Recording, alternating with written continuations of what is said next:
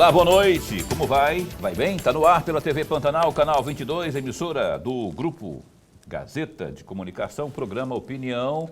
Estamos ao vivo mais uma vez, satisfação enorme estar com você, sabia? E a gente faz questão de dizer sempre isso, porque é uma grande verdade. Estar com você é o ápice do nosso dia. Quando dá a hora de chegar aqui, conversar com você, trazendo informações, entrevistas, análises, a gente fica em estado de graça, porque realmente é um prazer imensurável. O Opinião hoje, mais uma vez, tal como a gente já até antecipou no dia de ontem, né, vai abordar a RGA e dentre outros direitos dos nossos queridos servidores públicos.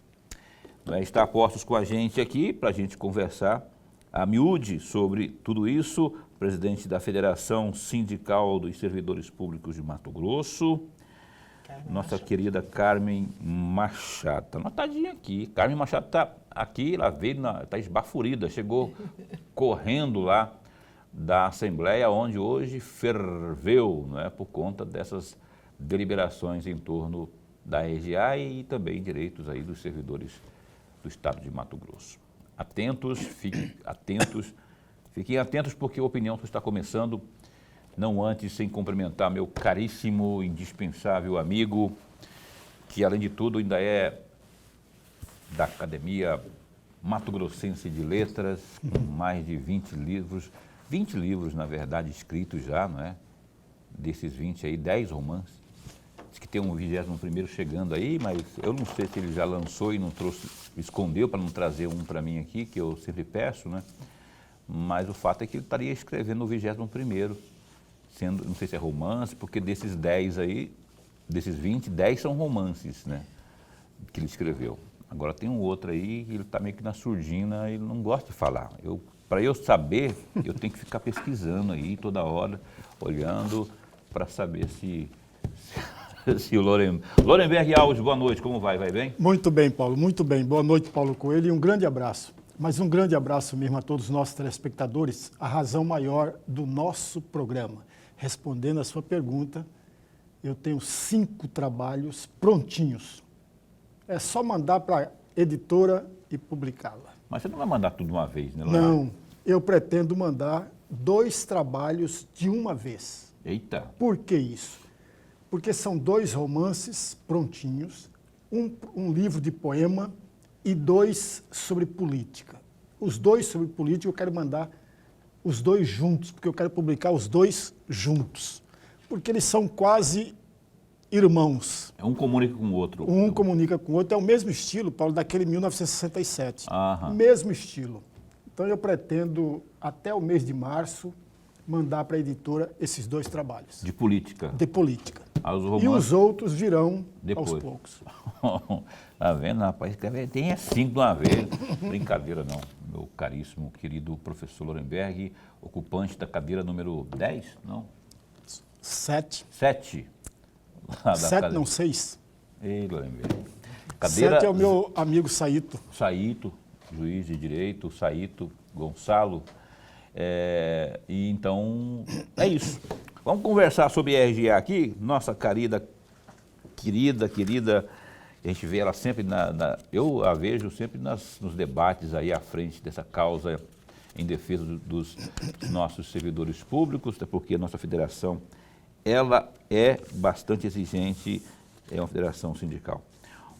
Carmen, muito bom tê-la aqui, obrigado por aceitar o nosso convite. Um resumo, menino, desse dia de hoje que teve lá na Assembleia várias deliberações, a representatividade dos servidores esteve lá acompanhando, esteve nas galerias, fazendo o que é legal, constitucional e tem que ser feito realmente, que está na Constituição, poder inclusive de manifestação.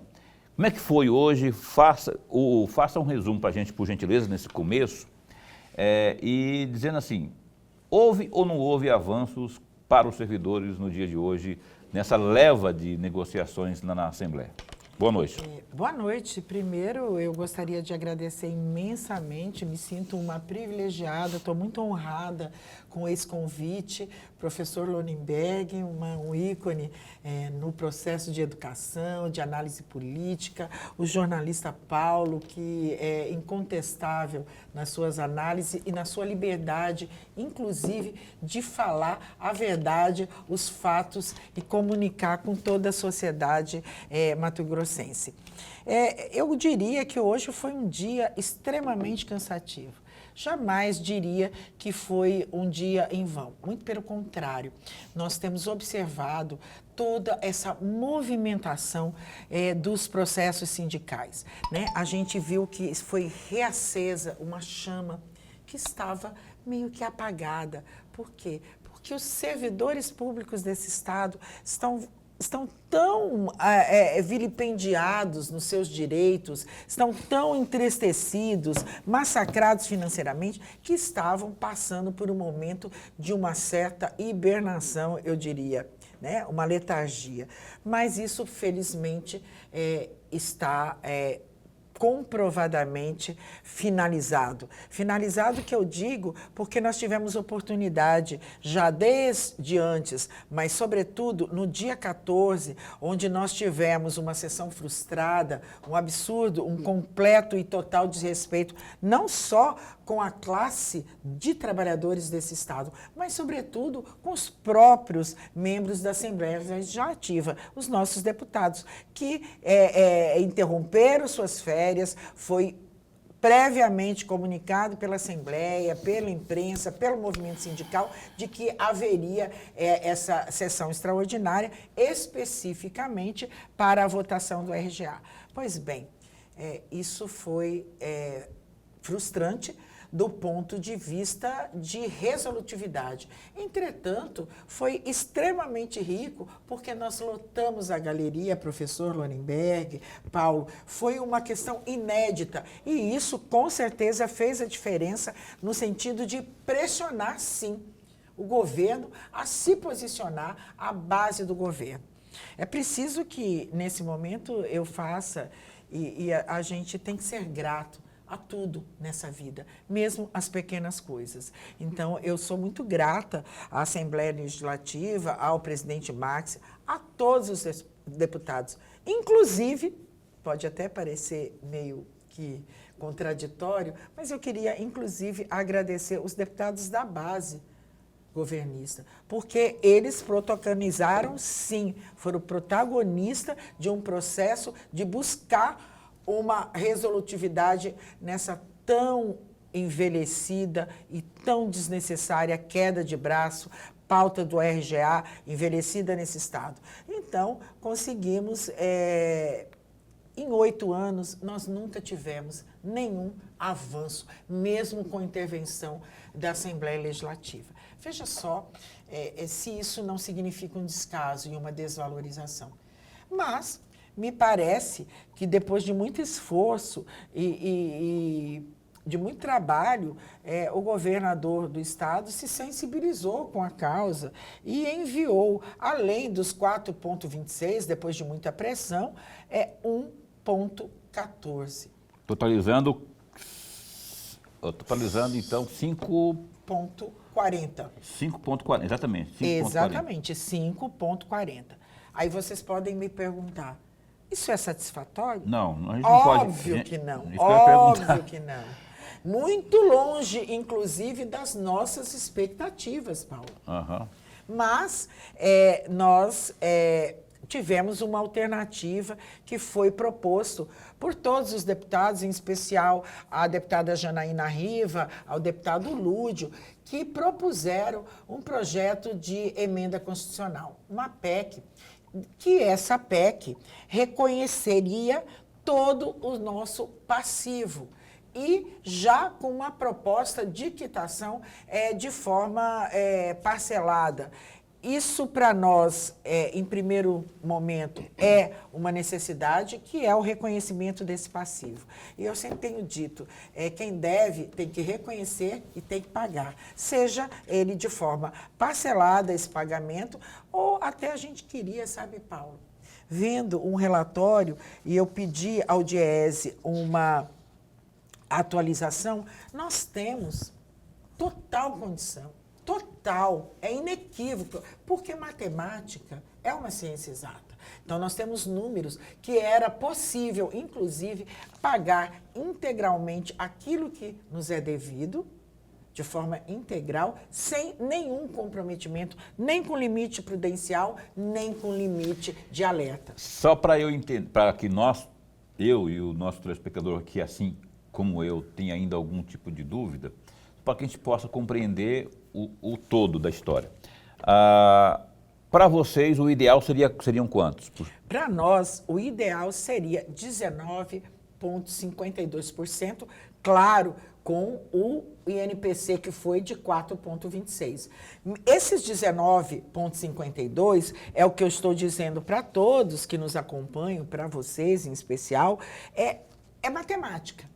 Isso são perdas acumuladas durante os anos, que muitas vezes se pagou RGA de forma indevida, não completa, ou que não houve nenhum pagamento. Quais anos? Durante Por exemplo, quais anos? Esse acúmulo corresponde a aqui, já chamou o Lorenberg aqui para conversa, eu queria só para fechar esse raciocínio. Na verdade, nós tivemos pagamento em 2017, 2018 e 2019, zero.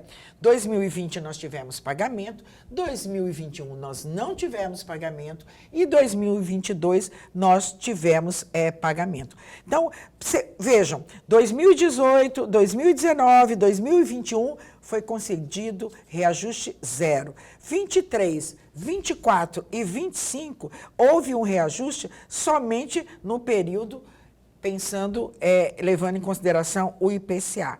Então, nós temos um passivo comprovado de 19,52%. Veja, e todos esses anos, com exceção de 2 anos apenas, nós tivemos os reajustes a menor dos índices governamentais. Carmen, esses 19 e poucos aí que você apontou, dizem respeito a esses anos que você citou, de 18... Exatamente, de 2017 a 2025. Perfeito. Só para ficar claro aí, não, para alguém falar assim, mas isso aí de outros governos lá para trás, já está dizendo aqui, está alegando aqui uns 19% em relação a esses anos que ela citou aqui. Lorenberg. Presidente, antes de mais nada, registrar a nossa alegria de tê-la aqui no nosso bate-papo. Todos nós ganhamos e ganhamos muito com a sua presença. Presidente, eu tenho uma pergunta de imediato, usando exatamente trechos da resposta que a senhora nos disse e nos acabou de dizer aí, mas eu quero antes citar um trecho de uma fala da senhora em um site da capital, que dizia o seguinte, entre aspas, queremos o projeto com parte do nosso passivo e como será feito com o resto. Queremos que, antes de qualquer pagamento, a dívida seja reconhecida, porque sem isso não temos instrumento legal para cobrar. Fecham aspas. E havia aqui um indicativo de greve. E aí volta exatamente para um trecho da fala da senhora aqui. Hoje foi aprovado um RGA de 5,40, que deveria, no início, 4,26. Mas aí com uma negociação, aliás, a sessão foi começada atrasada, porque houve uma reunião entre parlamentares, a senhora também participou dessa reunião. Sim, foi a nosso pedido essa reunião, inclusive. Isso, então aí veio acrescido para 5,40. Mas o reconhecimento da dívida não foi feita. Pelo menos foi isso que eu entendi na sessão, na Assembleia Legislativa. Se eu estiver errado, a senhora vai me corrigir sempre. Se não foi reconhecida, ainda não tem um instrumento, usando as palavras da senhora, o instrumento legal para fazer a cobrança correspondente a esse passivo. Então, o ganho foi pela metade, não foi inteiro. É isso mesmo, presidente? ou eu estou completamente equivocado? Nem pela metade, né? Porque 5,40% dada a informação que ela nos deu aqui. Além disso, queria só agregar ao que o Lorenberg perguntou, essa aprovação de hoje derruba o indicativo de greve?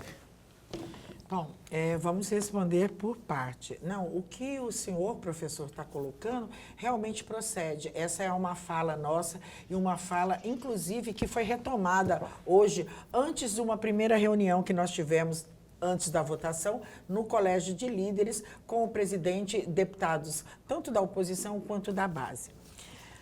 Na verdade, apesar de todos os esforços, e vocês sabem muito bem disso, que nós o tempo todo temos dito que nós não estávamos para o confronto, mas que nós estávamos para o diálogo constitucional, até porque isso é um direito legítimo e democrático. Entretanto, ao nós nos reunirmos, ficou já sedimentado que não haveria nenhuma cedência por parte do governo já nesse primeiro momento de votação. Qual foi, e eu aproveito, porque eu sei que nós temos milhares de servidores nesse momento acompanhando esse nosso resumo, qual foi a alternativa viável para nós? A alternativa viável foi a proposta de um PLC, para que nesse PLC, que diga-se de passagem, não vai para o governo do Estado para ser vetado ou não, ele fica no âmbito da Assembleia Legislativa, é um instrumento legal da Assembleia, com a aprovação desse reconhecimento de dívida e possível parcelamento. Então, nesse sentido, nós não perdemos e nós voltamos a reafirmar que era necessário que, nesse primeiro momento, tivesse realmente um reconhecimento de dívida. E nós, de certa forma, conseguimos o nosso intento com esse PLC proposto, já assinado e já lido em plenário. Agora, passa-se pelas comissões e pelas votações regimentares. E nós estaremos presentes em todo esse processo. Respondendo à pergunta do nosso querido Paulo, com relação ao indicativo de greve. É preciso deixar claro que não houve nenhum acordo, houve uma aceitação, um reconhecimento do trabalho dos deputados a pedido do movimento sindical unificado para que eles protagonizassem esse processo de articulação junto ao governo, e agora a batalha não terminou, nós ganhamos, nós percorremos apenas alguns passos. Existem muitos passos ainda a serem percorridos nesse processo. Indicativo de greve nesse momento?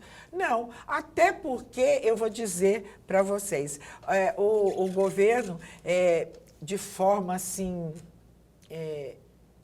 indignante, eu acho que a palavra, não sei, professor, me corrija se existe uma palavra melhor para expressar essa nossa indignação. Manda para o Tribunal de Justiça, já decretando, antes mesmo que começasse a greve do Poder Judiciário, já decretar a ilegalidade com multas vultuosas, assim, e com uma chibata muito difícil. Tudo isso a gente recebeu com indignação e com um aviso. Isso foi um aviso, viu, colegas? Isso foi um aviso para toda a classe um afrontoso aviso. Exatamente. Um aviso carimbado pelo Tribunal de Justiça. Agora, é interessante. Imagine, é o seu patrão que julga se você pode ou não fazer a sua greve. Lembrando que greve, nós estamos diante de dois analistas políticos e sabem muito bem, tanto quanto eu, que greve é um instrumento legal, é um instrumento da classe trabalhadora. É inadmissível nós sermos cerceados de reivindicar direitos que são constitucionais, estão postos e que deveriam, no nosso ponto, ser respeitados. Mas, entretanto, todavia, porém, amanhã nós teremos uma avaliação com todo o movimento. Uma assembleia? É uma assembleia que vai ter? Não, eu não diria uma assembleia. Uma reunião. É uma reunião coletiva com todos os representantes sindicais. E eu queria dizer que nós temos um fato histórico, eu diria, inédito em Mato Grosso. Nós conseguimos, nesse movimento, reunir Poder Executivo, Poder Legislativo, Poder Judiciário, Tribunal de Contas desse Estado, Ministério Público, Defensoria Pública. Ou seja, todos nós somos trabalhadores, todos nós estamos imbuídos do mesmo objetivo, Paulo, que é realmente alcançar os nossos direitos. E para isso, nós estamos utilizando todas as estratégias possíveis para alcançar os nossos objetivos. Ok, tá aí. Aliás, então agora, pelo que eu entendi aqui, está mais dependendo da Assembleia do que do próprio governo para que haja o reconhecimento dessa dívida, não é? Desse passivo, essa diferença aí, porque já que a Assembleia que vai dar a apreciação e a palavra final, uma vez sendo reconhecido, aí as coisas começam a avançar, não é? Quer dizer, já tem um reconhecimento, ó. Realmente, não tô te nego, devendo. Pagarei quando puder. Tô te devendo, Carmen, não me enche essa paciência mais, mas tô te devendo, tá? Tem que saber. Isso mesmo. Ele não vai fazer Paulo, isso, o Mauro Mendes não vai mesmo. fazer isso, o Piveta não vai fazer isso, ele vai reconhecer, fé em Deus, né? Que vai reconhecer, vai chamar. Eu acho assim, abrindo o diálogo, o governo mesmo, Casa Civil, o próprio glorioso Basílio ali também, reúne todo mundo ali para chegar num denominador. É lógico, você não vai pagar os 19 de uma vez, Sim. mas você faz uma programação, enfim. Agora, enfim, vamos lá, vamos para o intervalo comercial e a gente tem mais, vamos conversar mais sobre RGA aqui com a Carmen e muitos outros assuntos relacionados aos nossos servidores públicos do estado de Mato Grosso. Aguenta aí, tem alguma pergunta? 99932-2529. Manda aí por zap que a gente vai repassar aqui a nossa entrevistada. A gente volta num instante só.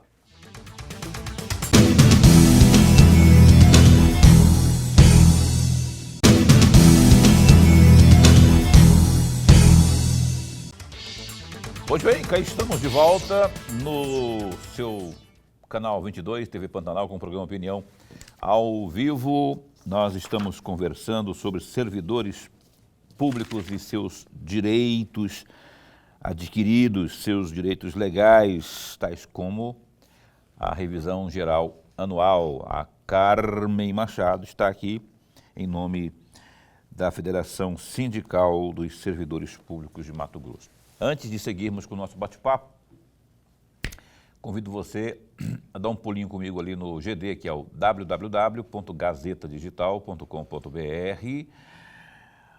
A licitação para a construção dos terminais do ônibus, no caso é o ônibus de trânsito rápido BRT, realizada nessa quarta-feira, dia 21, terminou sem receber propostas. Orçada em 111,5 milhões de reais, a Secretaria de Estado de Infraestrutura e Logística, a Sinfra-MT,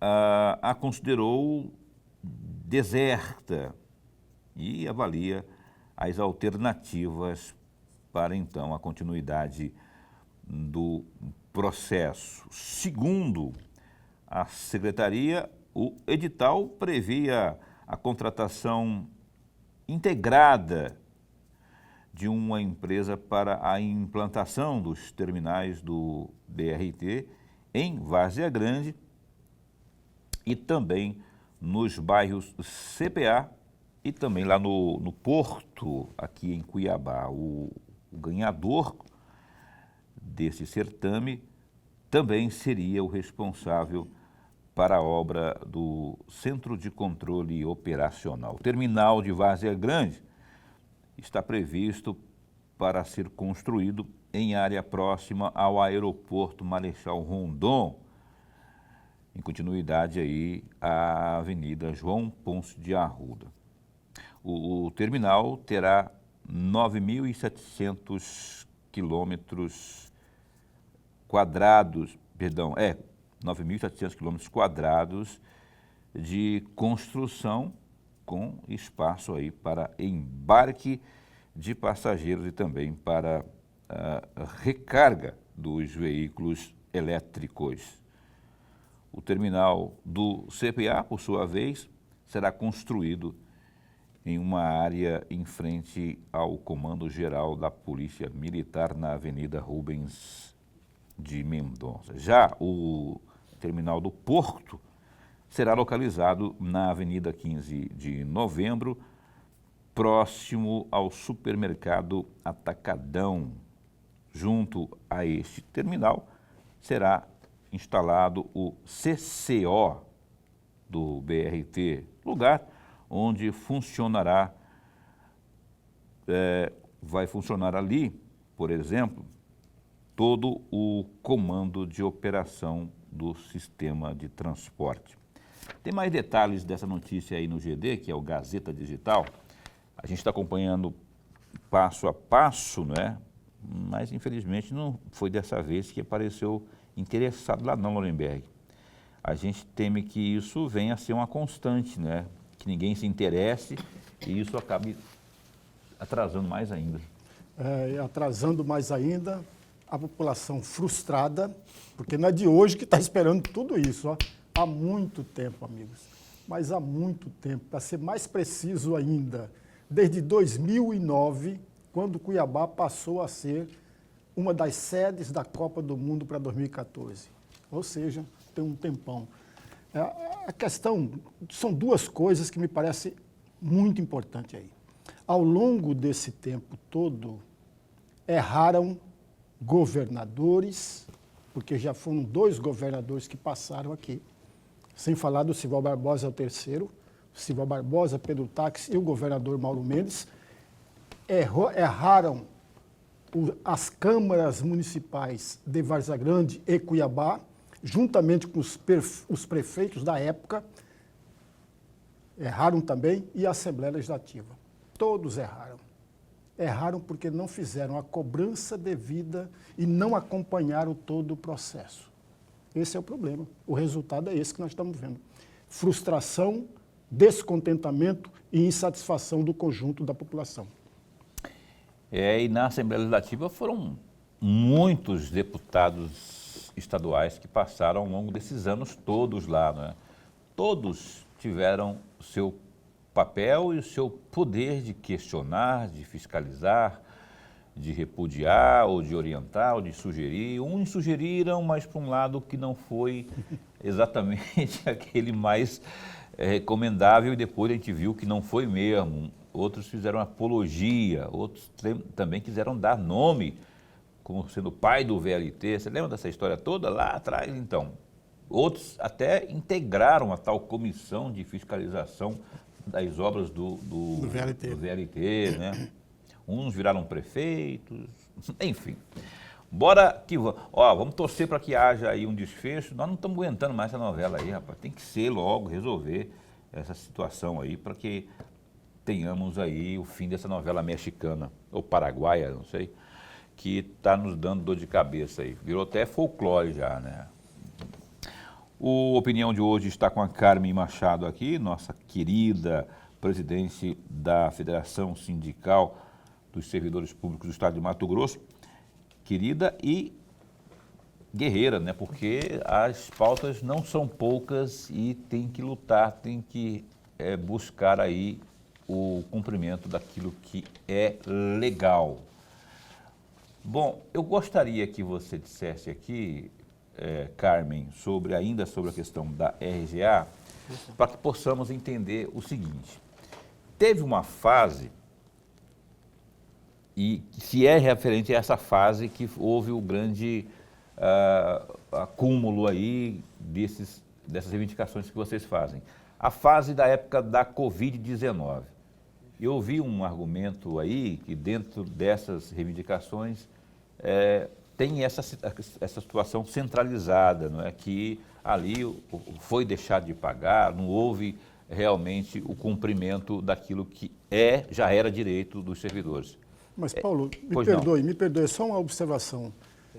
Me corrija se eu estiver errado. Havia uma lei complementar federal, 173. Lei complementar 173 de 2020, que durante 2020 e 2021 não deveria fazer esse pagamento. Ah, é? É. Sim. E o governo usou muito essa argumentação. Inclusive agora, né, professor? Inclusive agora, porque agora houve uma outra lei complementar, 226, de 2026, que derrubava toda a argumentação da lei anterior. De 2026, você falou? Agora derrubava, Foi porque, recente. porque eles Agora. usaram tudo isso durante todo o período. Me perdoe a Não. comissão. Não. Agregou valor. Olha, o senhor já respondeu a pergunta. Realmente, durante a pandemia, houve uma lei, né, editada pelo então presidente da República, Bolsonaro, Jair Bolsonaro, que foi a Lei 173 de 2020. O que previa essa legislação? Suspendia todo e qualquer direito para o servidor. Quinquênios, férias, progressões de carreira, licenças prêmios, todos esses direitos enquanto durasse esse período de pandemia. Pois bem, isso estava em vigor, não tinha caído ainda. Mas, em 13 de janeiro de 2026, foi editada a Lei 226 de 2026, conhecida como a Lei do Descongela. E a gente viu na imprensa, inclusive, Paulo, se falando, não, o governo, e saiu em muitos meios de comunicação, o governo só não está pagando porque não se pode pagar, não se pode contrariar uma lei. Fake news, né? Até brincamos que será que a equipe jurídica estava de férias e não verificou isso? Uma equipe tão de tamanha expertise do governo do estado deixar sair uma publicação, uma nota com isso. Pois bem, nessa lei complementar de 2026, duas coisas ficaram claras e que a gente precisa colocar e promover para informar a sociedade de total possibilidade. Não existe tese nenhuma jurídica capaz de se prosperar diante da 226. Primeiro, fica revogado expressamente o artigo 8º, inciso 9º, que era o fundamento que previa essa vedação. Fica autorizado, e isso é bom até com esse programa de alta audiência, que a gente precisa levar essa discussão e essa informação para todas as câmaras municipais, para todas as prefeituras, para os servidores municipais, que onde existe escrito que o ente federativo, tanto a União, Distrito Federal, estados e municípios, terão que fazer as suas legislações próprias para honrar esses possíveis passivos, atrasos, e que isso, desde que se esteja com condições fiscais, condições orçamentárias, é plenamente possível. Então, o Estado de Mato Grosso é uma tese que nós sempre refutamos e nunca poderia prosperar, até porque, contra fatos, não há argumentos, e os argumentos jurídicos que nós apresentamos foram bastante robustos, porque está posto uma lei comemorada a nível nacional, que é a Lei do Descongela. Que é agora de janeiro, foi agora no começo de janeiro de 2026, né? 13 de janeiro de 2026, publicado em Diário Oficial da União. É isso aí, mais uma conquista aí e mais um argumento que tem aos seus direitos, né? Ao seu favor, os servidores públicos aqui do Estado. Professor Lorenberg, eu queria que você... Daqui a pouquinho eu vou abordar um outro assunto aqui, mas eu queria que você desse sequência aí, por favor.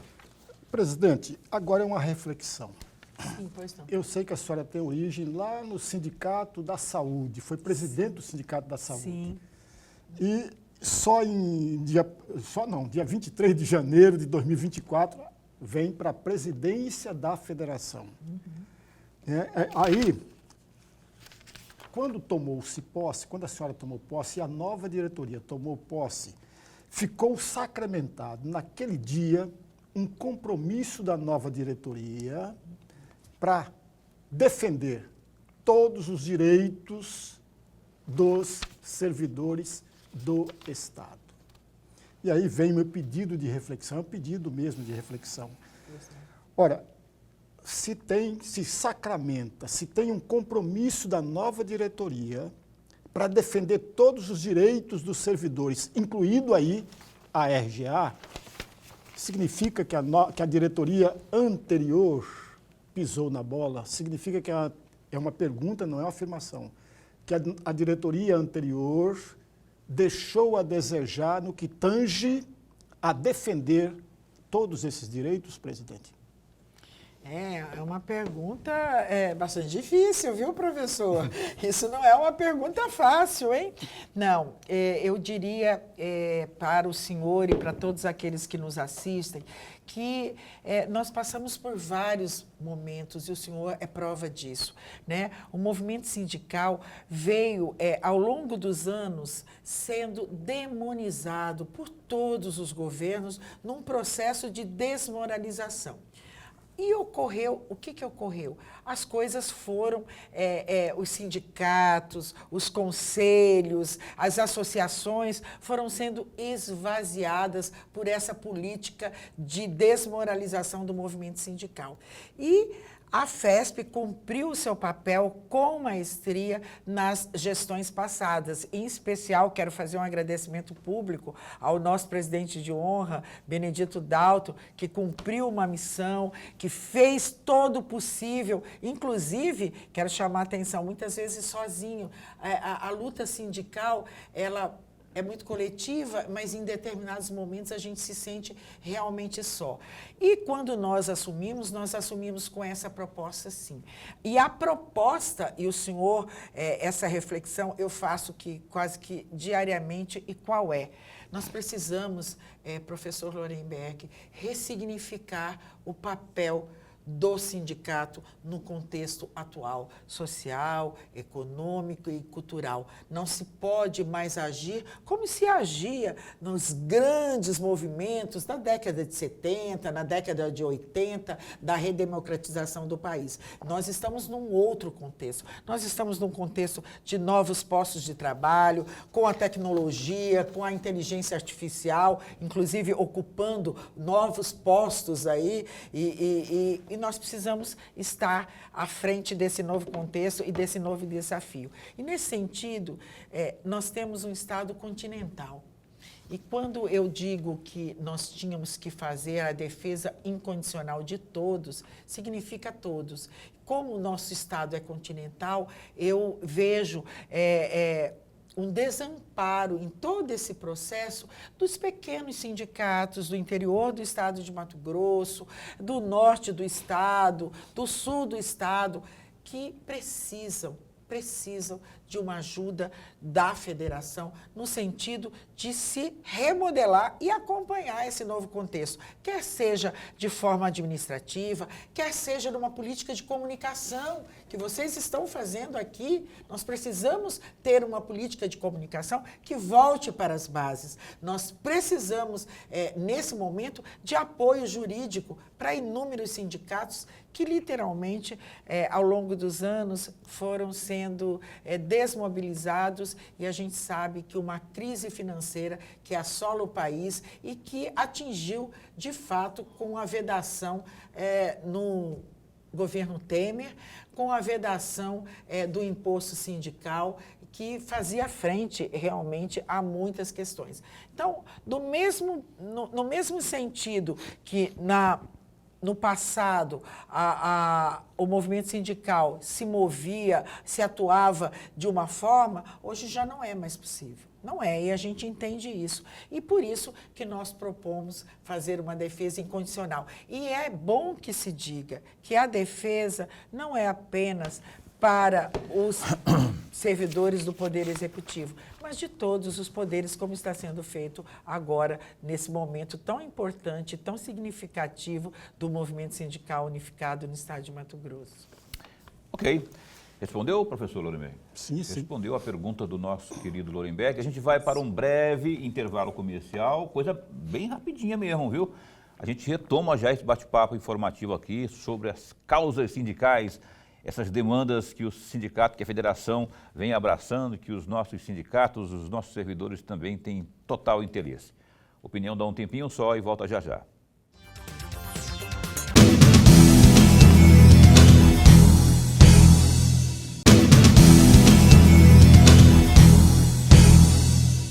Eis que estamos de volta aqui com o nosso programa Opinião, abraçando você que está agora chegando em casa ou estava fazendo sei lá o quê, que de repente ligou a TV e está vendo aqui mais uma vez o programa Opinião. Obrigado pelo carinho da companhia, viu? Caso, por exemplo, da Jacira, aqui no grupo do Zap da Opinião, está dizendo aqui que ela já foi servidora pública, está aposentada hoje, está mais ou menos 8 anos aposentada.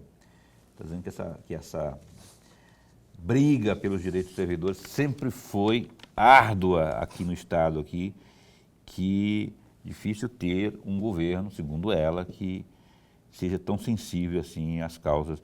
Eu acho assim, a sensibilidade começa pelo diálogo, né? Aquele governante que aceita, que abre as suas portas, independente de assembleia, porque a assembleia também, aliás, a assembleia é dever também, né? Como do governo também, mas o governo que abre ali as suas secretarias afins, no caso que eu citei aqui, Casa Civil, lá do Basílio, no caso desse governo tal, do Basílio, na CEPLAN, CEPLAG, para conversar, vamos dialogar, colocar tudo, até que vai sair, algum tipo de encaminhamento vai sair, não é? E sem aquele desgaste todo, sem aquela, enfim. Obrigado, Jacira, aqui, o Jair Leonel está aqui também, olha só, o nome dele, Jair Leonel, nome de dois ex-presidentes aí, o Jair Bolsonaro e o Leonel. Jair Leonel, que é do CPA 4, está acompanhando a gente também aqui, mandou uma fotinha aqui, não é? Jair, quando você for tirar foto, você espera olhar para lá, fazer um charme, assim, porque aí eu fico mais bonitinho na foto. Eu estou de cabeça baixa aqui nessa foto aqui. Estou brincando. Um abraço aí também para Ivanildes, do bairro Planalto, também está acompanhando a gente aqui, nesse bate-papo aqui com a nossa Carmen Machado. Carmen, da Federação, não é? Está aqui acompanhando, você que está acompanhando a gente aí, muito obrigado pelo carinho da companhia. A Carmen Machado, que é da Federação Sindical dos Servidores Públicos do Estado de Mato Grosso. É sobre isso que eu queria lhe questionar, menino, porque há hoje exatamente quantos sindicatos que compõem aí essa federação, e mais do que isso representa quantos servidores aproximadamente? Olha, eu vou dizer apenas, até porque eu não sou boa de matemática, hein? Quem é da área de humanas tem dificuldade com matemática, mas eu vou dizer que nós representamos do Poder Executivo do Estado de Mato Grosso, mais específico por conta desse RGA, mais de 105 mil servidores públicos. Isso nós não estamos computando os 6 mil aproximadamente do Tribunal de Justiça, a Defensoria Pública, o Ministério Público. Então, a gente chega a quase a 200 mil servidores do Estado, sem contar dos municípios. Ativos e inativos. Ativos e inativos.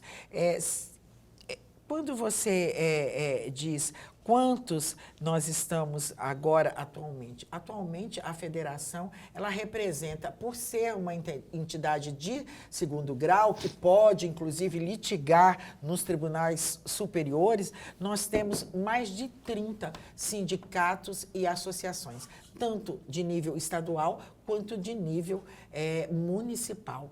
E nesse movimento, é bom que se diga que, independentemente de estar filiado à FESP ou não, faz parte do movimento todo sindicato e associação que querem vir conosco nas lutas que são coletivas. E, claro, a gente sempre enfatiza a questão de respeito às especificidades de carreira. A carreira policial tem uma especificidade, o judiciário, mas estão conosco nesse momento. Então, na verdade, eu tenho dito que nós temos tido uma grata satisfação de estar conseguindo fortalecer e unir o movimento sindical do Estado de Mato Grosso. E isso vai reverberar, sem dúvida nenhuma, para todos os municípios desse grande estado, que é o Estado de Mato Grosso. Ok. Manda um abraço aqui também, que está aqui acompanhando a gente, a Valdirene Pires, lá do Cristo Rei, Várzea Grande, o Silas Veiga, do Campo Velho, também. Não perguntaram, não especularam ou perguntaram, deixa eu ver aqui. Não perguntaram nada não, mas mandando um alô só para vocês aí, aqui no grupo do Zap. Uma hora eu vou passar o meu contato aqui, porque esse grupo aqui que eu tenho no Zap, que eu criei um grupo aqui, eu todo dia estou acionando pessoas aqui para divulgar o programa, né? E as pessoas acabam assistindo. Professor.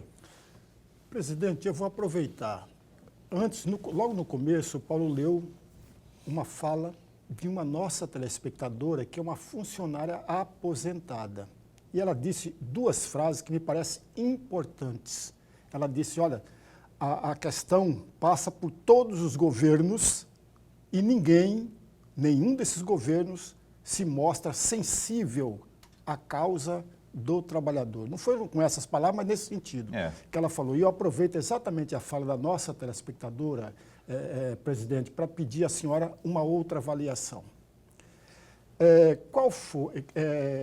Qual é a avaliação que a senhora tem do diálogo e do relacionamento entre os sindicatos, servidores do Estado e o governo e o governador?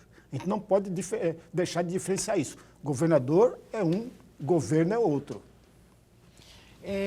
Excelente a sua pergunta. Eu queria responder para essa pessoa, né, essa colega aposentada, que eu quero me solidarizar, inclusive, com todos os aposentados desse Estado.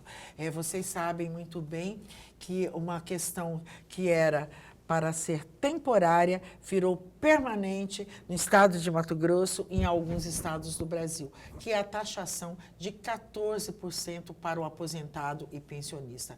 Vejam que nossos salários, se a gente fosse olhar a média, que o governador, inclusive, toda a sua equipe econômica sempre diz que é uma média alta em relação aos outros estados. Nunca se considera e nunca se fala que nós temos um estado que é caríssimo, do ponto de vista de custo de vida do estado de Mato Grosso. Nós servidores públicos, que, como ele bem disse, uma média de 10, 20 mil reais. Ah, sim, é isso mesmo, né? A gente pode ver, inclusive, pelo portal da transparência no estado. Só que se esquece de dizer uma coisa, que nós somos taxados em 14% de previdência, todos, inclusive os aposentados que pagaram durante 30, 40 anos. Nós pagamos 27,5% de imposto de renda. Some isso.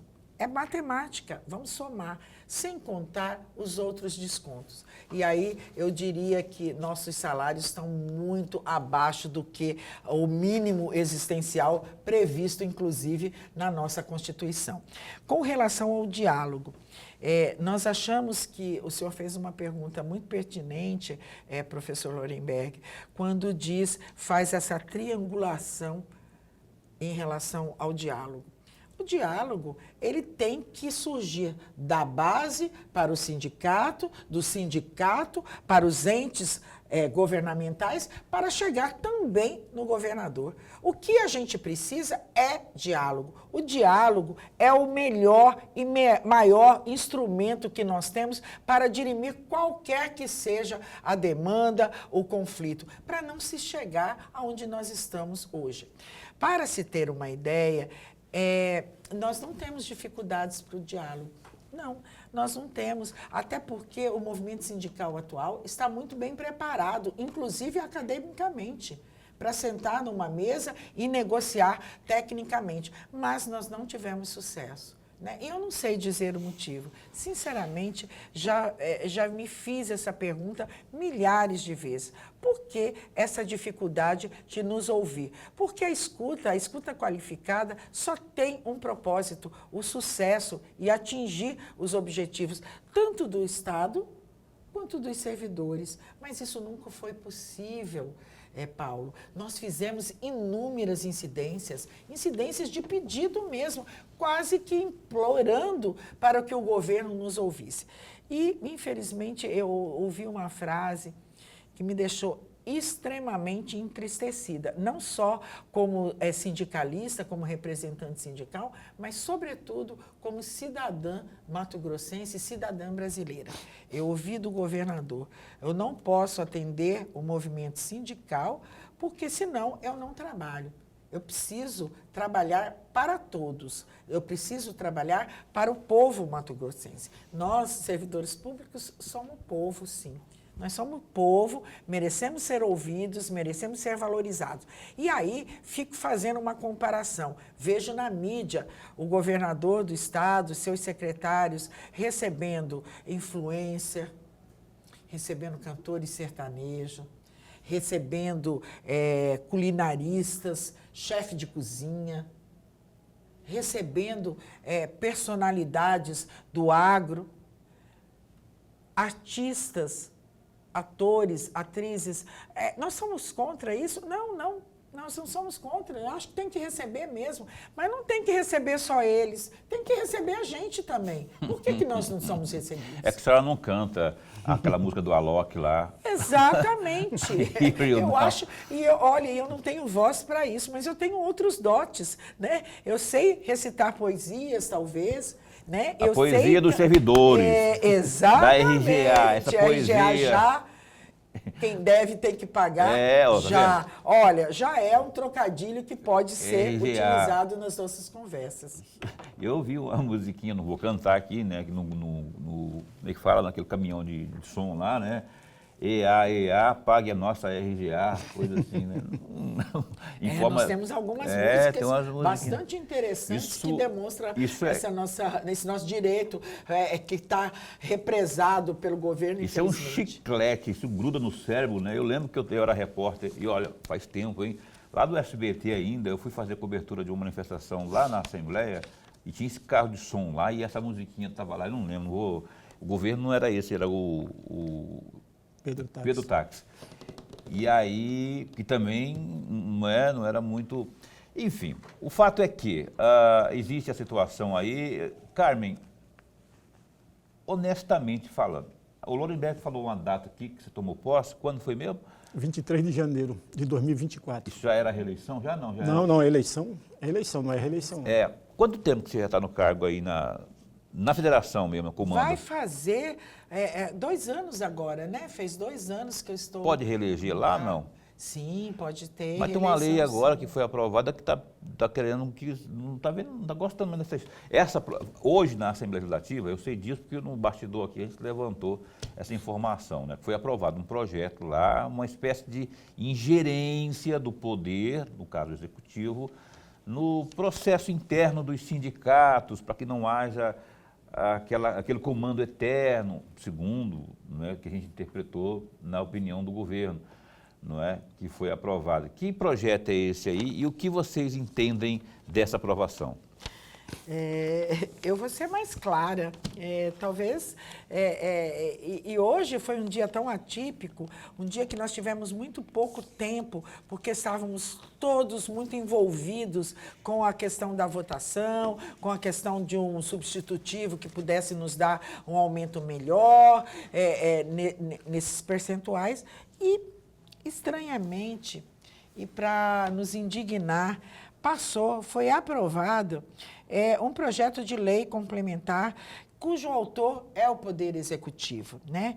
Essa lei nada mais é do que uma interferência, uma ação completamente antissindical.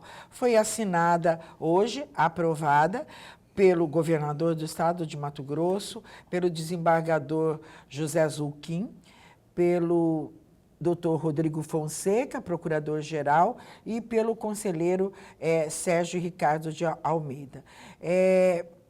Ficamos, assim, bastante indignados, porque sequer houve tempo de articular e da gente tomar conhecimento. Quando nós vimos em plenário, se juntou a pauta do RGA e foi aprovado. Veja, qual é a deliberação e qual é a nossa indignação? Então, eu queria que essa deliberação e indignação você dissesse em 1 minuto, porque é o tempo que eu tenho para encerrar o programa, que eu tenho horário de rede que eu não posso desobedecer. Em 1 minuto. Agora, o representante sindical só vai poder ter uma única reeleição. Caso ele queira continuar no movimento sindical, ele terá que ser totalmente custeado pelo seu sindicato, ou que ele tenha apenas a possibilidade de estar quando for necessário. Ora, o representante sindical precisa estar presente todos os dias, 24 horas, de 5 da manhã às 10 da noite. Olha só, eu estou desde as 5 da manhã e até agora. Imagine se eu tivesse uma vedação de estar participando. Então, nós já vamos tomar providência. Amanhã, na nossa reunião de avaliação, esse quesito é uma das nossas pautas e vamos tomar todas as deliberações possíveis do ponto de vista jurídico, até porque isso contraria uma convenção que foi proposta, do qual o Brasil é signatário, a Convenção 151 da OIT. Nós não vamos aceitar isso. É isso. Aí é papel do sindicato brigar pelos seus direitos, pelas suas prerrogativas, enfim, a Carmen está aqui dando o recado que amanhã já tem reunião nesse sentido. Carmen Machado, obrigado, em nome da sua federação lá, que sempre esteve atenta aos movimentos dos servidores. Muito obrigado, federação, que é a Federação Sindical dos Servidores Públicos de Mato Grosso. Obrigado de verdade, querida. Você não tinha vindo aqui ainda, mas que seja a primeira de uma série de outras tantas, tendo pauta boa lá e esse espaço segue a postos para bem informar. Tudo de bom. Muito obrigada, viu? Agradeço de coração um espaço que não dá voz a Carmen Machado, mas dá voz a milhares de servidores do estado de Mato Grosso. A nossa gratidão. Não falamos aqui dos consignados, porque a RGA é tão importante como os consignados também, mas uma outra hora a gente marca para a gente falar sobre os consignados. Teremos novidades em breve, né? Aquele rapaz que está com você, qual é o nome dele? Tem um rapaz com você ali? Tem, né? Qual é o nome dele? Juliano. Juliano, abraço, Juliano. Lorenberg. Até amanhã. Júlio José de Campos, deputado Júlio Campos vai estar conosco amanhã às 7h30 da noite aqui, ó, onde está a Carmen. Vamos prosear também sobre isso que houve lá, tem muita coisa acontecendo na Assembleia também, às 19h30 ao vivo com Júlio Campos. Até lá, se cuida, fica bem, fica com Deus também.